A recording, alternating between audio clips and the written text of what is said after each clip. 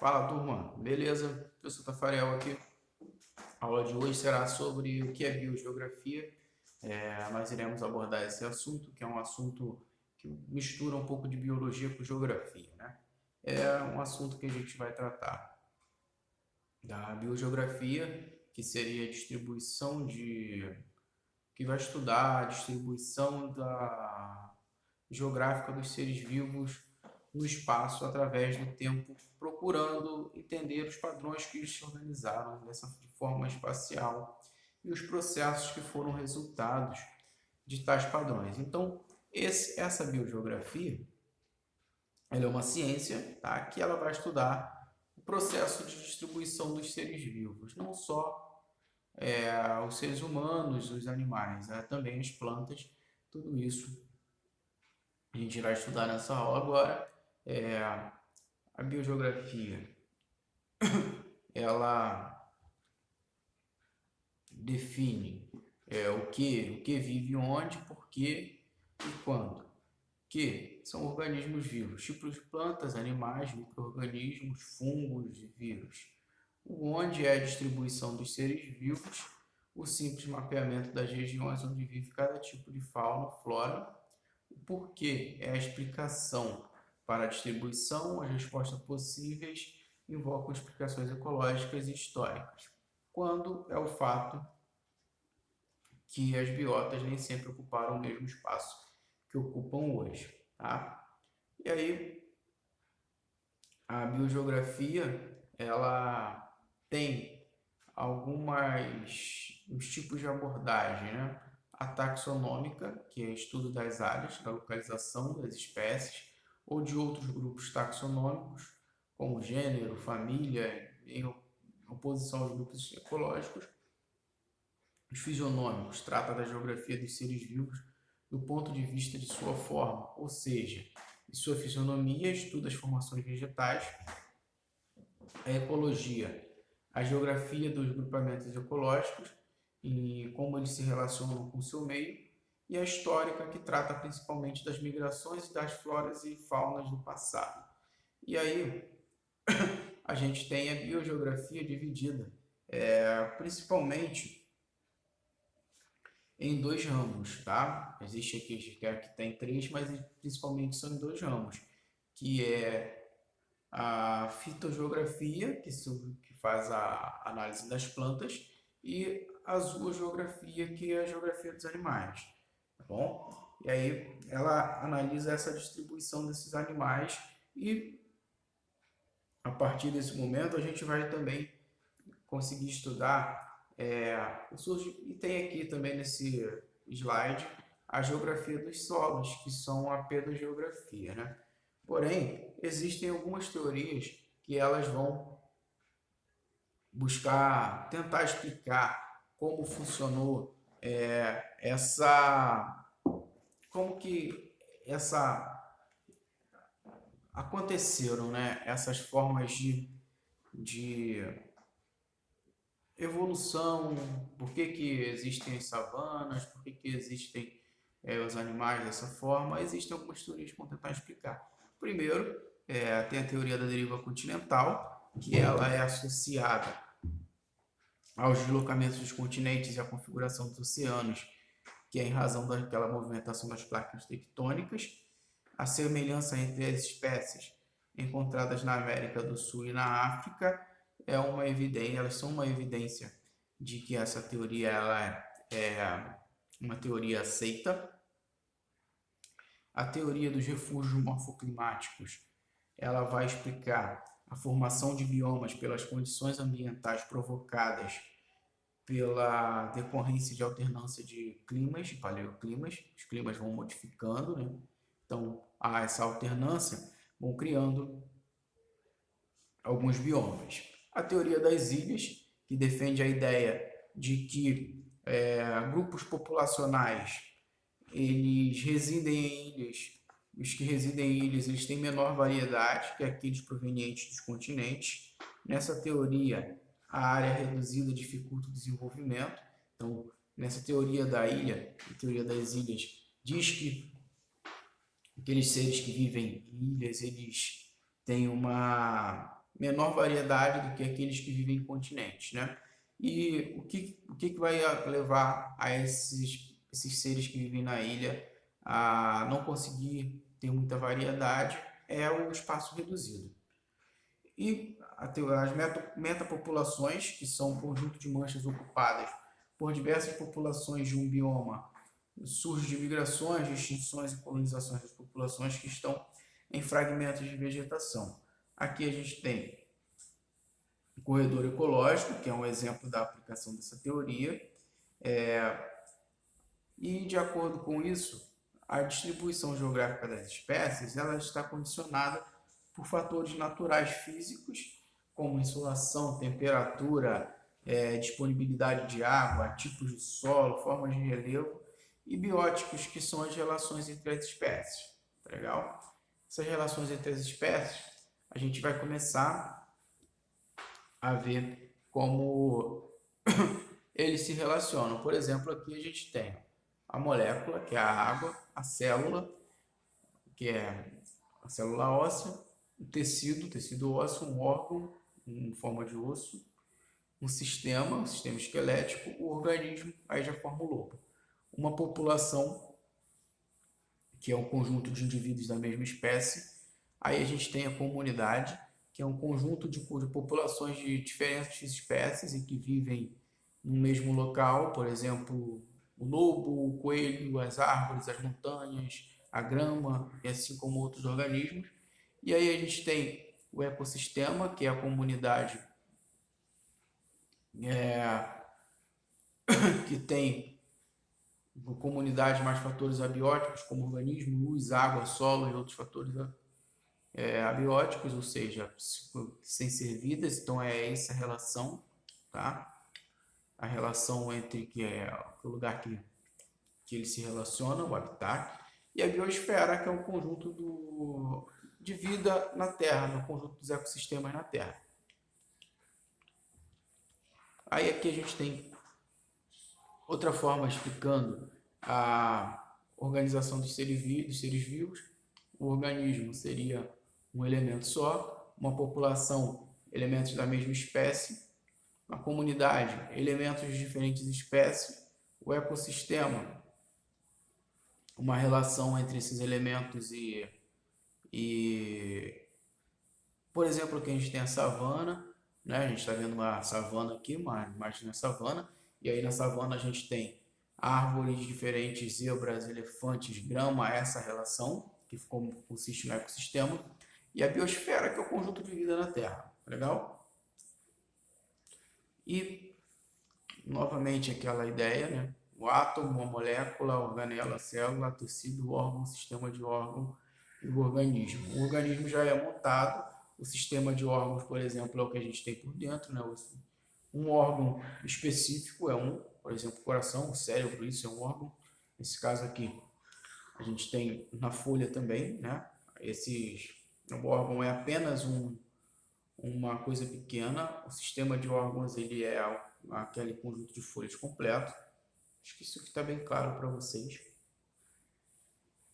E a gente tem aquilo que a gente conhece como cadeia alimentar, né? O produtor, que geralmente são os autrotóficos, são aqueles que produzem a semente, a comida, a fruta, essas coisas. Aí tem os herbívoros e os onívoros, né? Que são os onívoros são os que põem ovos, os herbívoros são aqueles que comem apenas mato, né? E a gente tem os carnívoros, que são os animais que comem as carnes. E aí a gente tem essa relação entre produtor e consumidor. Por exemplo, aqui a gente tem um esquilo que ele vai lá pegar a noz, pegou a noz, ele comeu a noz, ele é herbívoro, ele vai virar comida de gavião, beleza? Porque ele é consumidor da noz, autotrófico, ele é herbívoro, e ele é uma espécie de produtor dos carnívoros. Os carnívoros os comem, consomem esse esquilo, né? Tem a cobra, também tem outras coisas. Aí a gente tem os decompositores também, que são os que comem os resíduos, comem cadáveres, com essas espécies, tá legal? Como mosca, rato, essas coisas assim. Aqui são duas leis, leis do mínimo, que é sob condições de estado constante, o nutriente presente em menor quantidade, a concentração próxima à mínima necessária tende a ter efeito limitante sobre a planta, e a lei de tolerância. E para cada espécie existem amplitudes de tolerância, com limites mínimos e máximos, aos fatores ecológicos, dentro das quais suas existências é possível. Que são as curvas de tolerância, a distribuição dos seres vivos, né? Vamos à parte que nos interessa. Nenhuma espécie vegetal ou animal ocorre uniformemente no mundo todo. Restringe-se a determinadas áreas geográficas. Quanto à origem, a gente já viu algumas teorias, né? As áreas natural, as espécies se desenvolvem espontaneamente de acordo com as características ambientais da região. Exemplo, vegetação natural, flora, fauna. A área artificial, e ela resulta da introdução intencional ou acidental provocada pelo ser humano. Por exemplo, o eucalipto no Brasil, que não é uma árvore típica do Brasil, e o coelho na Austrália, que também não é um ser típico da Austrália, não é um animal típico da Austrália. Tá? Quanto à formação de repartição, a gente tem as áreas contínuas, que são espécies, gêneros ou famílias, por exemplo, a floresta amazônica.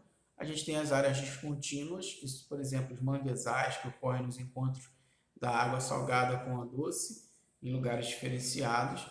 As áreas relíquias, que são espécies que no passado abrangiam áreas mais extensas, como, por exemplo, os cactos no Brasil, atualmente encontram com maior facilidade no Nordeste. As áreas de vicariância, que são espécies com semelhanças morfológicas no seu formato, e origem comum, ocorrendo em ecossistemas diferentes. A gente tem como exemplo o IP. E tem as áreas de endemismo, que são as áreas únicas de ocorrência de uma espécie, gênero ou família. Por exemplo, a Cactaceae, no continente americano, e o Eucaliptus na Austrália.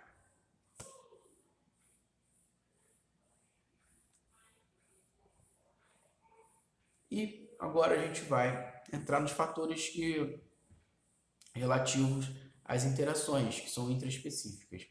Tem o sistema de cooperação, né, que a gente tem ali, a gente vê o leão, eles cooperam para sobreviver. Tem um sistema de competição, que eles competem entre si para ver quem será o líder, por exemplo, quem vai sobreviver. E tem o sistema de canibalismo, que eles consomem a própria espécie. Legal? E a gente tem também interespecíficas, que se baseiam na ideia de competição, mutualismo, simbiose, onde a competição é um que vai ser o mais sobrevive o mais forte, né? Eles se competem entre si. Tem o mutualismo, simbiose, que é onde um precisa do outro para viver. Tem o comensalismo, que seria onde um ajuda o outro sem interromper, né, nada, sem prejudicar em nada. O parasitismo, que é uma espécie de parasita que fixa, por exemplo, na pele, ele só sobrevive daquela energia que é retirada daquilo ali. E o sistema de predação, né, que é o sistema de caça, de predador. Aqui a gente vai os fatores abióticos, que não tem nada a ver com o que é fora a vida, que são os exemplos, os fatores climáticos, por exemplo, a temperatura, a umidade, a radiação solar, a umidade atmosférica, os ventos.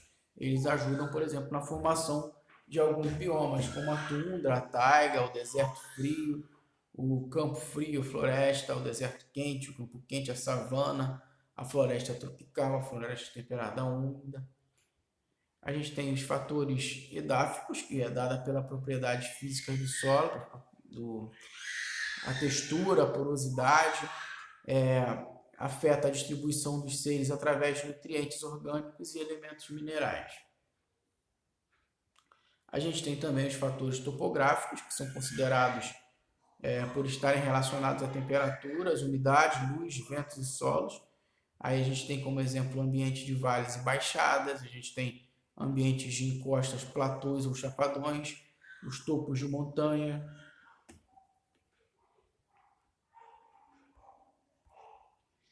Tem os fatores hidrológicos, né, que são fatores físico-químicos da água, a temperatura, o pH, a salinidade, a turbidez, que contribuem também.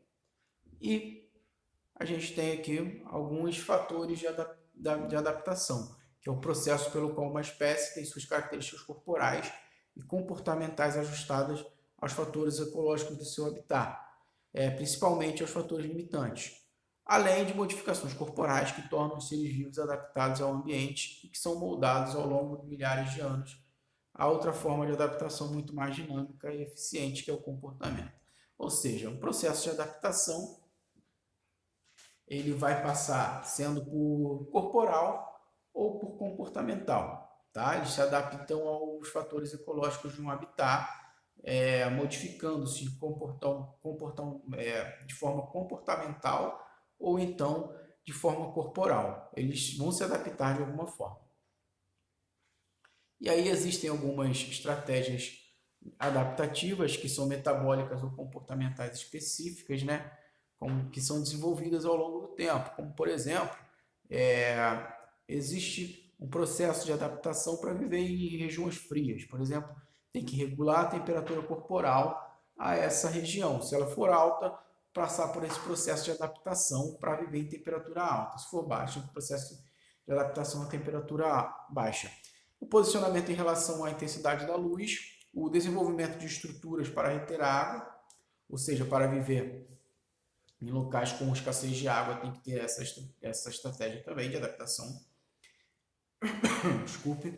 E a permanência em locais com pH, o ácido, o neutro e o básico.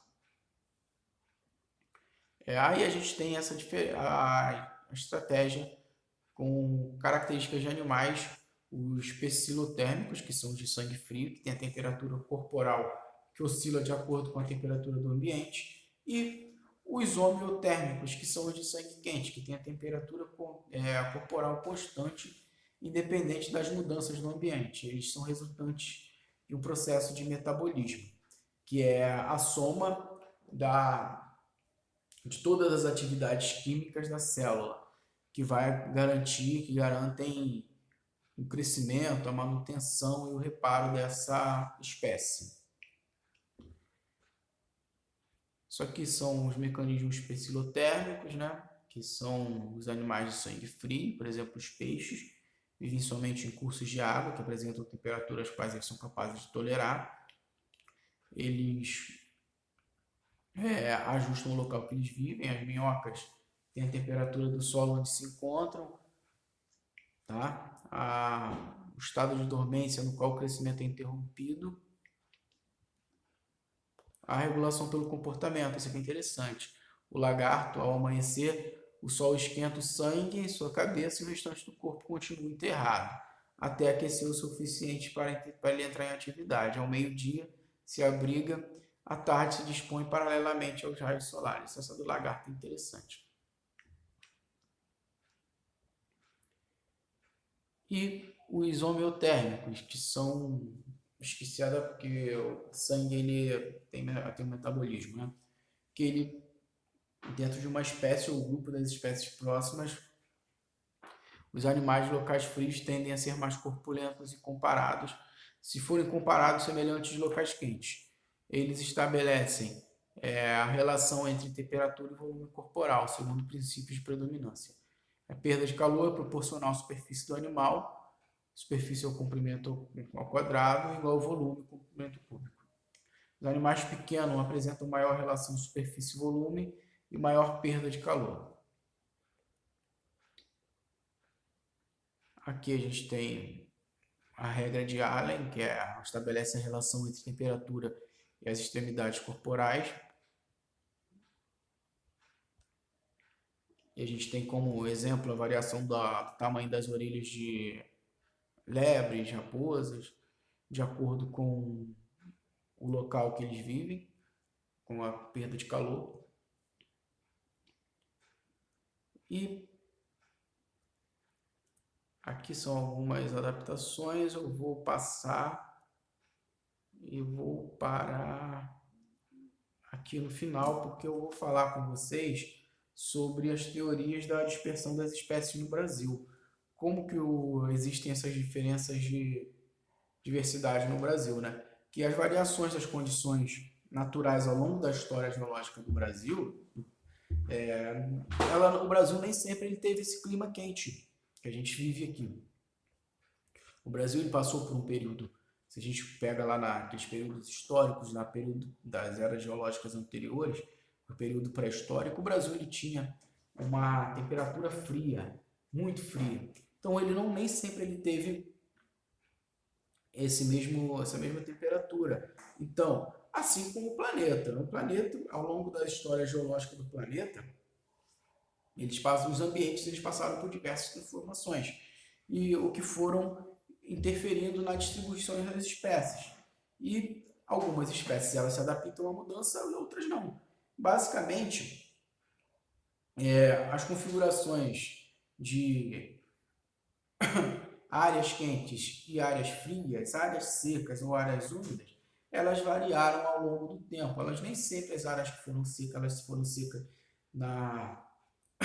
durante a história inteira, as áreas úmidas também.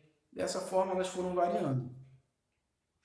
E ao longo do tempo, elas passaram por diversas modificações e isso determinou que as espécies elas são capazes de desenvolver em algum território. Tanto que a gente tem espécies que não existem mais. Elas não conseguiram se adaptar ao ambiente. Então, como ela não consegue se adaptar ao ambiente, não dá tempo delas se reproduzirem. Então, essas espécies, elas entram em extinção. E essa variação de espécies, de uma variação climática, de seco, frio, quente, seco, úmido, ao longo do tempo, isso vai determinar as espécies que ficam capazes de se desenvolver e isso favoreceu também a diversidade de biomas existentes que a gente conhece atualmente no Brasil. Então essas modificações climáticas também, elas favorecem muito essa variedade de biomas que a gente tem no Brasil. Tá legal? Fecho minha aula aqui, ficou um pouco extensa. A aula era para falar sobre as teorias de dispersão das espécies, falar sobre a biogeografia. Eu preferi falar algumas coisas também sobre a relação do mundo, do ecossistema, da biosfera, essas coisas todas, para a gente relembrar. E espero que tenha sido uma aula interessante para vocês. Fecho minha aula aqui. Fiquem bem, se puder, fiquem em casa. Até a nossa próxima aula. Tchau, tchau. Um abraço a todos.